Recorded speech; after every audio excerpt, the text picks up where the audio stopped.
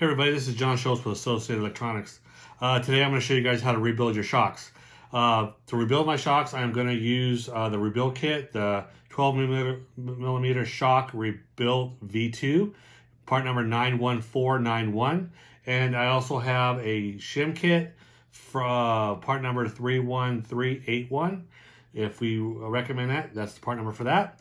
The rebuild kit comes with spacers and all your O-rings. I already have the shock apart.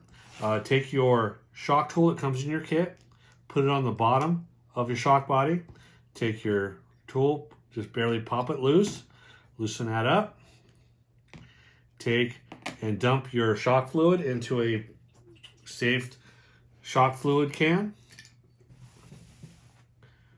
Take your associated aluminum shock pliers. To hold the shock shaft, do not use regular pliers. It will scar up the shaft and make the leak through the shaft. Push the shock shaft and piston out of the top of the shock body. At this time, you will take your X-Acto knife and take this O-ring off and replace it with a new O-ring. Then take the bottom, unscrew your shock bottom. In here you will find a red O-ring, a black spacer, and another red O-ring, and another spacer.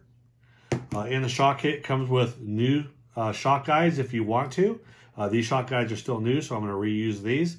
This shock guide has a little step. Step goes towards the top of the shock, so push that down first. Take a new red O-ring.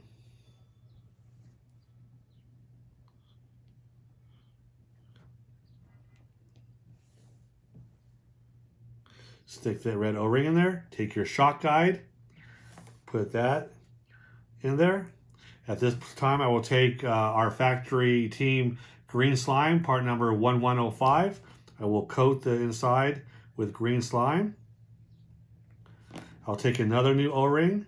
I'll stick that on top. If we recommend for you guys to use a spacer to tighten up the O-rings, this is the time you put the spacer on, then take your shock top, or shock bottom, and screw that on.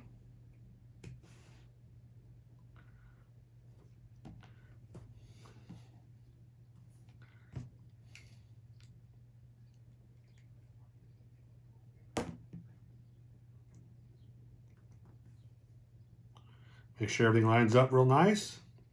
Take your shock shaft and your green slime. Coat the threads with the green slime. And when you put this back into the shock body, you never want to force it. You just want to barely let it slide in. If you do force it, the threads will cut the O-ring and you will have a leaky shock. So go ahead and put that on. Take your shock pliers. Put your shock bottom back on.